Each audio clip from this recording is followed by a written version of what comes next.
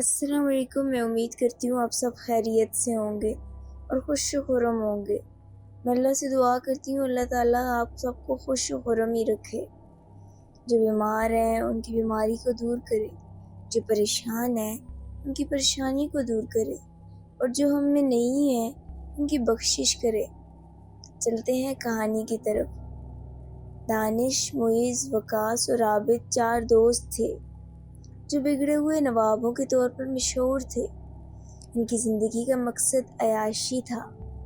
ان کی زندگی کے مقاصد عیش و آرام کے مزے لینے، نشے کرنے اور پیسے اڑانے کے گرد گھومتے تھے۔ انہیں لگتا تھا کہ یہ سرگرمیاں ان کی زندگی کا اصل مقصد ہیں۔ ان کے والدین نے بہت دولت جمع کی تھی، جس سے انہیں بہت سے وسائل فراہم کیے گئے تھے۔ ان کے پاس سمندر کے کنارے ایک ہٹ بھی تھا جہاں وہ اپنی عیاشیوں کے لیے جاتے تھے۔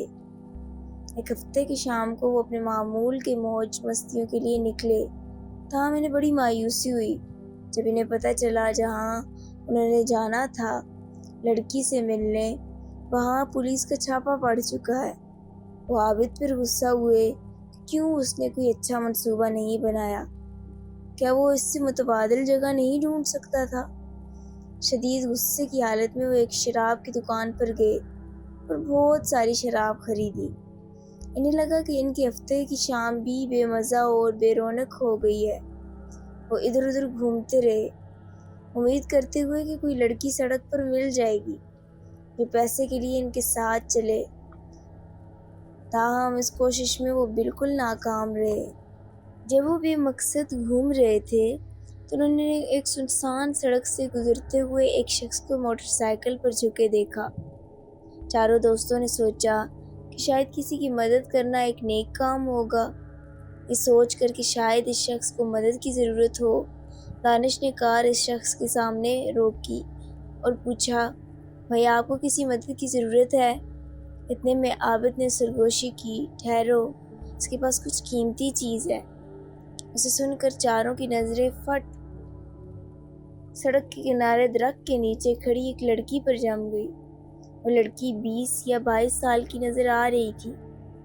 لڑکی کو دیکھ کر چاروں کے اندر کا شیطان جاگ اٹھا۔ پھر وقاص نے کہا، عابد، اب یہ تمہاری ذمہ داری ہے، تمہیں ہی اس لڑکی کو لانا ہوگا۔ متفق ہو کر عابد نے سیٹ کے نیچے سے ایک پستول نکالی۔ پستول کو پیچھے چھپا کر عابد کار سے باہر آیا۔ جیسے وہ باہر آیا اس نے موٹر سائیکل پر جھکے نوجوان کو دیکھا جو 24 سے 25 سال کا لگ رہا تھا۔ شاید اس نوجوان اور لڑکی کی حال ہی میں شادی ہوئی ہوگی اور شاید وہ گھومنے کی غرض سے نکلے تھے، لیکن بدقسمتی سے ان کی موٹر سائیکل خراب ہو گئی تھی جسے نوجوان ٹھیک کر رہا تھا۔ عابد کے قریب آتے ہی نوجوان نے اوپر دیکھا، لیکن اس سے پہلے کہ وہ صورتحال کو سمجھ پاتا، عابد نے وہ نوجوان کے سر پر پستول تان دی اور گولی چلا دی۔ جوں ہی گولی چلی، نوجوان زمین پر گر گیا۔ اس کے سر سے خون کا فوارہ پھوٹ پڑا۔ لڑکی صدمے میں جمی ہوئی کھڑی رہی، حیرت سے اس کی آنکھیں پھٹی تھیں۔ سکتے کے عالم میں وہ اس خوفناک منظر کو دیکھتی رہی۔ اس کا دماغ کام کرنا بند کر چکا تھا۔ عابد ایک شیطانی مسکراہٹ کے ساتھ ایک ہاتھ میں پستول لیے لڑکی کے قریب آیا اور اس کا ہاتھ پکڑ لیا۔ اس کے جواب میں لڑکی نے بالکل مزاحمت نہیں کی۔ وہ اتنی حیران تھی کہ اسے سمجھ ہی نہیں آ رہا تھا کہ کیا کرے۔ جب عابد نے زبردستی اس کا ہاتھ کھینچا تو وہ فوراً اس کی باہوں میں گر گئی اور بے ہوش ہو گئی۔ اس نے کبھی نہیں سوچا تھا کہ وہ اپنی زندگی میں ایسا خوفناک منظر دیکھے گی، اور اب وہ یہ سب کچھ اپنی آنکھوں سے دیکھ رہی تھی۔ عابد نے بڑے اطمینان سے لڑکی کو اپنے باہوں میں اٹھایا اور اسے کار میں لے آیا۔ اندر آ کر انہوں نے اسے اس طرح لٹا دیا کہ کوئی اسے دیکھ نہ سکے۔ عابد نے تجویز کی کہ چلو دانش، یہاں رہنا بہت خطرناک ہے۔ پھر دانش نے کار کو وہاں سے آگے بڑھا دیا۔ اس مظلوم لڑکے کی لاش کو سنسان سڑک پر چھوڑ کر وہ لوگ آگے بڑھتے چلے گئے۔ دانش بڑی مستعدی سے گاڑی چلا رہا تھا، اور چونکہ لڑکی بے ہوش تھی، انہیں لگا کہ پکڑے جانے کا خطرہ کم ہو گیا ہے۔ وہ تیزی سے سمندر کی طرف بڑھ رہے تھے کیونکہ رات اندھیری ہو رہی تھی اور سائے گہرے ہو رہے تھے۔ آخرکار وہ بغیر کسی رکاوٹ کے سمندر کے کنارے اپنے گھر پہنچ گئے۔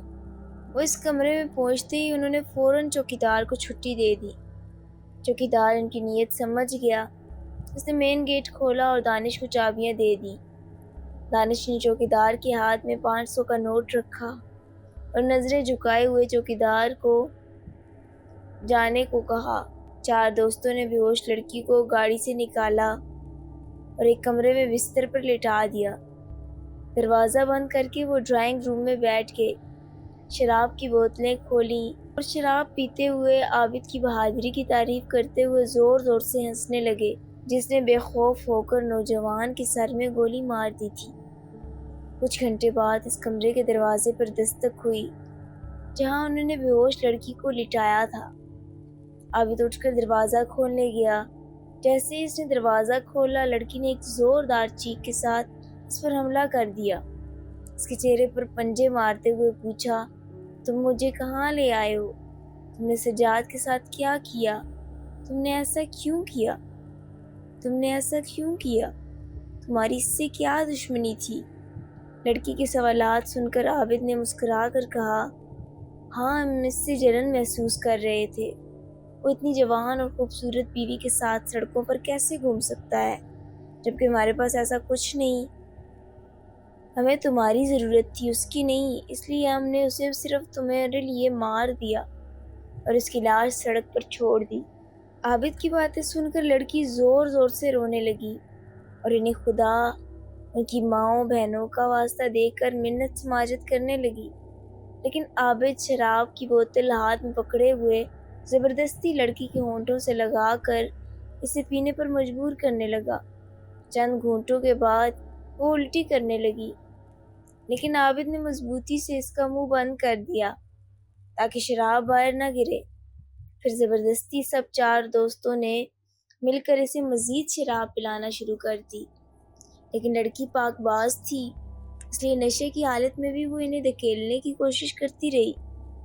وہ ان سے دور رہنا چاہتی تھی، انہیں پیچھے دھکیلتی رہی، لیکن اس کی مزاحمت کمزور تھی اور آخرکار وہ منحوس رات اس کی چیخوں کے درمیان گزر گئی۔ صبح ہونے کو تھی، لڑکی شدید تکلیف میں تھی، اس کا جسم درد میں ڈوبا ہوا تھا۔ مسلسل ان سے التجا کرتی رہی، خدا کا واسطہ مجھے جانے دو، کی بھیک مانگتی رہی۔ تاہم 4 دوست چاہتے تھے کہ اب وہ قتل اور اس پر ہوئے ظلم کو گواہ بن چکی ہے، اس لیے وہ اسے کوئی موقع دینا نہیں چاہتے تھے۔ انہوں نے مل کر فیصلہ کیا کہ وہ لڑکی کو قتل کر دیں گے اور اسے کہیں قریبی جگہ پر دفن کر دیں گے۔ عابد کو اس کام کے لیے چنا گیا کہ وہ سخت دل تھا اور پہلے بھی ایک قتل کر چکا تھا، اس لیے یہ کوئی بڑی بات نہیں تھی۔ وہ کچن میں گیا اور ایک چاقو لے آیا اور اس لڑکی کی گردن پر رکھ دیا۔ لڑکی نے اپنا دفاع کرنے کی کمزور سی کوشش کی، لیکن اس کا جسم بہت کمزور تھا اور رات کو جو ہوا اس کے ساتھ، اس کے بعد تو اس میں بالکل ہمت نہیں تھی۔ اس نے اپنا ہاتھ اٹھایا اور عابد کے چہرے پر مارا، اپنے ناخن سے عابد کے چہرے کو خراش پہنچائی۔ جواب میں عابد نے چاقو اس کی گردن میں پھیر دیا۔ گرم اور تیز خون کا فوارہ عابد کے چہرے پر پڑا اور اس کا چہرہ اور کپڑے خون سے بھیگ گئے۔ خون اس کے چہرے پر گرا اور بستر کی چادر بھی جلد ہی خون میں ڈوب گئی۔ چند لمحوں میں ہی لڑکی کی گردن سے گڑگڑاہٹ کی آوازیں آنے لگیں۔ جب خون تیزی سے بہتا رہا، لیکن اس بے رحم عمل کے دوران بھی عابد کو ترس نہ آیا اور نہ ہی اس کا ہاتھ کانپا اور اس نے لڑکی کا سر کاٹ ڈالا۔ عابد نے ہدایت کی کہ لاش کو اٹھا کر سمندر میں پھینک دو، جلدی وہ یا تو ڈوب جائے گی یا مچھلیوں کی خوراک ہو جائے گی۔ اس کی ہدایت کے بعد دانش، وقاص اور معز نے لڑکی کی لاش کو سمندر میں پھینک دیا۔ پھر عابد نے ساحل پر ریت کھودی اور لڑکی کے سر کو ایک گڑھے میں دفن کر دیا۔ اس طرح لڑکی کے سر کے لیے ایک بے نشان قبر بن گئی۔ جب انہوں نے یہ کام مکمل کیا، سورج طلوع ہو چکا تھا۔ کام ختم کرنے کے بعد عابد واپس آ کر نہایا، وہاں رکھے ہوئے کپڑے پہنے اور اتارے ہوئے ایک بیگ میں بھر لیے۔ پھر وہ دانش کی گاڑی میں بیٹھ کر ساحل سے چل دیے، اپنے اپنے گھروں کی طرف واپس جانے لگے۔ انہیں پکڑے جانے کا کوئی خوف نہیں تھا اور نہ ہی کوئی ملال، اور انہیں لگا کہ ان پر کسی کو شک بھی نہیں ہوا ہوگا، مگر اللہ تو دیکھ رہا تھا۔ اگلی رات وہ سب اپنے اپنے گھروں میں اپنے بستروں پر سو رہے تھے۔ رات کے وقت دانش اچانک جاگ اٹھا۔ جب وہ پلٹا تو اس نے دیکھا اس کی بیوی اس کے ساتھ نہیں ہے۔ اس کی نظر کمرے میں موجود باتھ روم کی طرف چلی گئی۔ ہلکی روشنی میں اسے لگا کہ اس کی بیوی باتھ روم کے دروازے پر کھڑی ہے۔ حالانکہ اندھیرا تھا، صاف نظر نہیں آ رہا تھا، لیکن اسے یقین تھا کہ وہاں ایک عورت کھڑی ہے، اور کون ہو سکتی ہے سوائے اس کی بیوی کے۔ دانش پیار سے کہنے لگا، تم وہاں کیوں کھڑی ہو؟ آؤ میرے پاس لیٹ جاؤ۔ جیسے اس نے بات کی، اس کے کانوں میں ایک گھڑاہٹ کی آواز سنائی دی۔ اس آواز سے حیران ہو کر اس نے اپنا ہاتھ بڑھایا اور اپنی بیوی کا ہاتھ پکڑ کر کھینچا۔ جب اس نے بیوی کو کھینچا تو اسے اپنے چہرے پر کچھ گرم اور گیلا محسوس ہوا۔ قریب سے دیکھنے پر اسے حیرت ہوئی۔ اس نے اپنی بیوی کا ہاتھ نہیں بلکہ اس لڑکی کا ہاتھ پکڑا تھا جسے وہ آج سمندر میں پھینک چکے تھے۔ لڑکی کا سر غائب تھا، اس کی جگہ ایک کٹی ہوئی گردن تھی جس سے خون کا فوارہ پھوٹ رہا تھا اور اسی سے آواز نکل رہی تھی۔ دانش نے زور سے چیخ ماری اور پیچھے ہٹنے لگا۔ اس نے دور سے ایک آواز سنی جو اسی لڑکی کی معلوم ہو رہی تھی، جو کہہ رہی تھی، میرا شوہر کہاں ہے؟ میرے شوہر کو بلاؤ، وہ کہاں ہے؟ پلیز میرے شوہر کو میرے پاس لے آؤ۔ اسی وقت باتھ روم کا دروازہ کھلا اور دانش کی بیوی باہر آئی۔ دانش نے اپنی بیوی کی طرف دیکھا اور پھر سرکٹی لڑکی کی طرف، لیکن وہ سرکٹی تو غائب ہو چکی تھی۔ اس نے جلدی سے اپنے چہرے کو چھوا تو وہاں کوئی خون کا نشان نہ پایا۔ پریشان اور خوفزدہ ہو کر دانش پسینہ پسینہ ہو رہا تھا۔ اس کی سانسیں بہت تیز چل رہی تھیں اور وہ بہت زیادہ ڈرا ہوا نظر آ رہا تھا۔ اس کی آنکھیں خوف سے پھیلی ہوئی تھی۔ دانش کی بیوی نے اس کے قریب آ کر پوچھا، کیا آپ پریشان ہو؟ کیا کوئی برا خواب دیکھا؟ کانپتے ہوئے دانش نے جواب دیا، نہیں، ایسا کچھ نہیں ہے، بس سو جاؤ۔ اگلے دن دانش نے اپنے دوستوں سے رابطہ کیا اور انہیں اپنے تجربے کی داستان سنائی۔ حیرت انگیز طور پر ان سب کی کہانی ایک جیسی تھی۔ ان سب نے بھی گزشتہ رات سرکٹی لڑکی کو دیکھا تھا۔ وہ سب خوفزدہ اور شدید پریشان تھے۔ انہیں یقین نہیں آ رہا تھا کہ کیا کرنا چاہیے۔ آخرکار عابد نے تجویز دی، مجھے لگتا ہے کہ ہم نے غلطی کی ہے۔ ہمیں اس لڑکی کا سر کھود کر نکالنا چاہیے اور اسے قبرستان میں کسی جگہ دفنا دینا چاہیے۔ سنا ہے کہ ایسا کرنے سے مردہ کی روح کو تکلیف سے نجات ملتی ہے اور انہیں سکون ملتا ہے، یہ جان کر کہ ان کا جسم ایک مناسب آرامگاہ میں ہے۔ عابد کی تجویز سے سب نے اتفاق کرتے ہوئے وہ سب ایک شام کو اپنے سمندر کے کنارے گھر کی طرف پہنچے۔ پھر انہوں نے چوکیدار کو چھٹی دے دی کیونکہ عابد کو پتہ تھا کہ اس نے اس لڑکی کا سر کہاں دفن کیا ہے۔ وہ اس جگہ پر پہنچے، زمین کھودی اور سر نکالا۔ رات کا وقت تھا اور سمندر کے سنسان کنارے پر کوئی نہیں تھا۔ ایک ایسی جگہ تھی جہاں لوگ عموماً رات کو نہیں آتے تھے۔ خاموشی سے انہوں نے لڑکی کے کٹے ہوئے سر کو ایک بیگ میں رکھا اور اپنی کار کا رخ اپنی منزل کی طرف کر لیا۔ یہ کام اتنا مشکل نہیں تھا جتنا وہ سمجھ رہے تھے۔ پھر بھی وہ سب پسینے سے شرابور تھے۔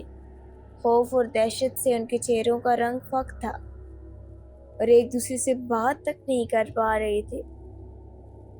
وہ کار میں بیٹھے اور چل دیے۔ انہوں نے اپنے گھر کی تھوڑی دوری طے کرنے کے بعد انہوں نے ایک لڑکی کو اپنی کار کی طرف آتے دیکھا۔ جیسے ہی وہ ان کی قریب پہنچی وہ دہشت سے چیخ اٹھے۔ وہی لڑکی تھی جسے انہوں نے 2 دن پہلے بے رحمی سے اس کی عزت لوٹی تھی۔ اس کے شوہر کا قتل کر کے اس لڑکی کا بھی قتل کیا تھا۔ اس نے اپنے ہاتھ کار کے فرنٹ پر رکھے اور پھر ایک آواز ان چاروں کے کانوں میں گونجی، میرا شوہر کہاں ہے؟ میرے شوہر کو بلاؤ، میرے پاس لاؤ۔ تم نے میرے شوہر کو کہاں چھوڑ دیا؟ میرے شوہر کو یہاں بلاؤ، وہ کہاں ہے؟ پلیز میرے شوہر کو ڈھونڈو۔ اچانک کار آگے کی طرف جھکی اور پیچھے سے اٹھنے لگی۔ وہ حیران تھے کہ وہ سرکٹی اتنی طاقتور کیسے ہو سکتی ہے۔ ایسا لگ رہا تھا کہ وہ شاید کار کو پلٹ دے گی۔ دانش اچانک ہوش میں آیا، کار کو ریورس گیئر میں ڈالا اور ایکسلریٹر پر پاؤں دبا دیا، اس سے کار شور مچاتے ہوئے پیچھے کی طرف چلی گئی۔ اس دوران سرکٹی کا جسم سڑک پر گر پڑا۔ پھر عابد نے چیخ کر کہا، دانش تیز چلاؤ، ہرگز مت رکنا، ابھی اس سے رون دو۔ جب سرکٹی سڑک سے اٹھنے کی کوشش کر رہی تھی، دانش نے گیئر بدلا اور کار کو آگے کی طرف دوڑا دیا۔ سرکٹی اب بھی سڑک پر تھی اور انہیں جھٹکا محسوس کیا جب کار واضح طور پر اس کے جسم کو رونتے ہوئے آگے بڑھی۔ بغیر پیچھے دیکھے وہ تیزی سے اس جگہ سے دور ہو گئے، سمندر سے دور اور شہر کی حدود کی طرف۔ جب وہ شہر میں داخل ہوئے تو انہیں لمحہ بھر کے لیے راحت محسوس ہوئی، کیونکہ ٹریفک کی آوازیں انہیں اس خوفناک سرکٹی کو وقتی طور پر بھولنے میں مدد دے رہی تھیں۔ تاہم اچانک ایک ہولناک آواز جس میں نفرت بھری ہوئی تھی گاڑی کے اندر گونج رہی تھی۔ میرے شوہر کو کہاں رکھا ہے؟ میرے شوہر کو میرے پاس لاؤ۔ تم نے میرے شوہر کو کہاں چھوڑ دیا ہے؟ میرے شوہر کو یہاں بلاؤ، وہ کہاں ہے؟ میرے شوہر کو ڈھونڈ کر میرے پاس لاؤ۔ یہ آواز اسی تھیلے سے آ رہی تھی جس میں لڑکی کا کٹا ہوا سر تھا۔ خوف سے کانپتے ہوئے وہ سب ہانپ رہے تھے اور کسی میں بھی کچھ بولنے کی سکت نہیں تھی۔ تھیلے سے آنے والی آواز بھاری ہوتی جا رہی تھی، خوفناک ہوتی جا رہی تھی۔ آخرکار وہ ایک قبرستان تک پہنچے، گاڑی کا دروازہ کھولا اور باہر نکل آئے۔ عابد تھیلے کو تھامے ہوئے تھا جس سے لڑکی کی خوفناک آواز مسلسل گونج رہی تھی، جو اب کئی آوازوں میں بدل چکی تھی۔ میرا شوہر کہاں ہے؟ اسے کہاں چھوڑ دیا ہے؟ اسے میرے پاس لاؤ۔ میرے شوہر کو کہاں چھوڑ دیا؟ میرے شوہر کو بلاؤ، اسے ڈھونڈو۔ ان چاروں کی حالت خوف سے بہت بری ہو چکی تھی۔ ایسا محسوس ہو رہا تھا کہ ان کے دل خوف کی شدت سے پھٹ جائیں گے۔ وقاص نے فوراً گاڑی کی ڈگی سے ایک پھواڑا نکالا اور وہ سب قبرستان میں داخل ہو گئے۔ وہاں ایک خالی جگہ ڈھونڈنے لگے تاکہ قبر کھود سکیں۔ اس دوران تھیلا مسلسل ہلتا رہا۔ جیسے ہی انہوں نے تھیلے کو کھودی ہوئی قبر میں دفن کیا، اچانک انہیں پیچھے ایک خوفناک گھرگھراہٹ کی آواز سنائی دی۔ چاروں خوف سے بے زبان ہو گئے کیونکہ سرکٹی لڑکی ان سے چند قدم دور کھڑی تھی۔ وہ سرکٹی اپنے بازو آگے کی طرف پھیلاتے ہوئے ان کی طرف بڑھنے لگی اور وہ خوفناک آواز بنا رکے جاری رہی، میرے شوہر کو کہاں رکھا ہے؟ میرے شوہر کو میرے پاس لاؤ۔ تم نے میرے شوہر کو کہاں چھوڑ دیا ہے؟ میرے شوہر کو یہاں بلاؤ۔ سرکٹی آہستہ آہستہ ان کی طرف بڑھتی جا رہی تھی اور ساتھ یہ آواز بھی آتی جا رہی تھی۔ عابد نے فوراً ہلتے ہوئے تھیلے کو قبر میں پھینک دیا اور چاروں نے جلدی جلدی تھیلے کو مٹی سے ڈھکنے لگے۔ جیسے ہی انہوں نے اسے دفن کر کے مڑ کر دیکھا تو پیچھے سرکٹی مخلوق کا کوئی نشان نہیں تھا۔ اس کا مطلب تھا کہ اب ان کے پیچھے کوئی نہیں تھا۔ کٹے ہوئے سر نے آواز کرنا بند کر دی تھی اور خوفناک گھرگھراہٹ بھی ختم ہو گئی تھی۔ اب وہ قبرستان میں اکیلے تھے، صرف چار دوست، عابد، معیز، وقاص اور دانش۔ راحت محسوس کرتے ہوئے انہوں نے ایک دوسرے کو گلے لگایا، اس واقعے کو راز میں رکھنے کا وعدہ کیا اور پھر اپنی گاڑی کی طرف لوٹ گئے۔ گاڑی میں بیٹھ کر وہ سب اپنے گھروں کی طرف چل دیے۔ سب کو ایک ایک کر کر دانش نے ان کے گھروں میں چھوڑ دیا اور اپنے گھر پہنچتے ہی دانش نے اپنی بیوی کو خوشی خوشی گلے لگایا، یہ کہتے ہوئے کہ جان، مجھے تم جیسی بیوی ملی ہے، میں کتنا خوش نصیب ہوں۔ اس رات دانش اور اس کی بیوی نے محبت پیار سے بھرے لمحوں میں گزاری اور پھر وہ سو گئے۔ جیسے ہی دانش نے کیا ویسے ہی وقاص اور معیز نے بھی کیا تھا۔ وہ بھی اپنے گھروں تک پہنچے اور اپنی بیویوں کے ساتھ خوشگوار رات گزارنے لگے۔ اسی دوران عابد جو غیر شادی شدہ تھا گھر واپس آیا اور اپنی ماں کے ماتھے اور ہاتھوں کو چوما اور کہا، امی آپ کی دعاؤں کے بغیر میں نہیں جانتا میرا کیا بنتا۔ میں دعا کرتا ہوں کہ آپ کا سایہ ہمیشہ میرے سر پر رہے۔ اگلی صبح دانش، وقاص اور معیز نے دیکھا کہ ان کی بیویاں بستر میں تھیں لیکن ان کے سر غائب تھے اور ان کا خون چادروں میں پھیلا ہوا تھا۔ اس خوفناک منظر کو دیکھ کر تینوں نے چیخ ماری اور پھر بے ہوش ہو گئے۔ جب ان کے خاندانوں نے یہ دیکھا تو ان تینوں پر اپنی بیویوں کے قتل کا الزام لگا دیا۔ وہ تینوں پاگل ہو چکے تھے۔ دانش کے چھوٹے بھائی نے عابد کو فون کیا جو ابھی تک سو رہا تھا۔ فون پر دانش کے بھائی نے عابد سے کہا، بھائی عابد، برائے کرم ہمارے گھر جلدی آئیں، ہماری بھابھی کا قتل ہو گیا ہے اور سب کو لگتا ہے کہ دانش نے یہ کیا ہے۔ عابد نے جواب دیا کہ وہ جلدی پہنچے گا۔ کچھ دیر بعد وقاص اور معیز کے گھروں سے بھی اسی طرح کے فون آئے۔ عابد حیران تھا کہ یہ کیسے ممکن ہے کہ تینوں ایک ہی رات میں اپنی بیویوں کو قتل کر دیا ہو۔ کچھ تو غلط تھا۔ وہ فوراً اٹھا، باتھ روم میں تازہ دم ہوا، کپڑے بدلے اور باہر نکلتے ہوئے اپنی ماں کے کمرے کے قریب بلند آواز میں پکارا، امی میں اپنے دوستوں کے گھر جا رہا ہوں، لگتا ہے کچھ بہت برا ہوا ہے، جیسے کوئی سنگین واقعہ پیش آیا ہو، لیکن اسے اپنی ماں کے پاس جا رہا ہوں، لیکن اسے اپنی ماں کی طرف سے کوئی جواب نہیں ملا۔ وہ دوبارہ زور سے بولا، امی میں اپنے دوستوں کے پاس جا رہا ہوں، ان کے ساتھ کچھ برا ہوا ہے، پلیز دعا کریں کہ سب کچھ ٹھیک ہو۔ لیکن ایک بار پھر اسے اپنی ماں کی طرف سے کوئی جواب نہیں ملا۔ عابد نے دروازہ کھولا اور آہستہ سے کمرے میں داخل ہوا، لیکن جیسے ہی اس نے دروازہ کھولتے ہی آگے دیکھا جو منظر، اس کے پاؤں سے زمین نکل گئی۔ بستر پر پڑی اس کی ماں، اس نے ایک زوردار چیخ ماری۔ اس کے سامنے اس کی ماں کا جسم بغیر سر کے پڑا تھا۔ عابد چیخنے لگا اور خود کو پیٹنے لگا اور اسے اپنے جرم کا احساس ہونے لگا۔ وہ بلند آواز میں چیخ رہا تھا، نہیں نہیں نہیں، میری ماں نہیں، یہ کیسے ہوا؟ اور پھر وہیں عابد بے ہوش ہو گیا۔ سرکٹی نے اپنا بدلہ لے لیا تھا اور اب 4 دوستوں کو اپنے کیے کی سزا باقی زندگی کے لیے بھگتنی پڑی۔ برے کام کا انجام برا ہی ہوتا ہے۔ اگر آپ برا کام کرتے ہیں تو اس کی سزا آپ کو دنیا ہی میں مل جاتی ہے، اگر دنیا میں نہ ملے تو آخرت میں تو ضرور مل جاتی۔ اس لیے برے کاموں سے بچیں اور اپنے اللہ سے برے کاموں سے پناہ مانگتے رہیں۔ مزید ایسی کہانیاں سننے کے لیے میرے چینل کو سبسکرائب کریں اور مجھے سپورٹ کریں۔ شکریہ۔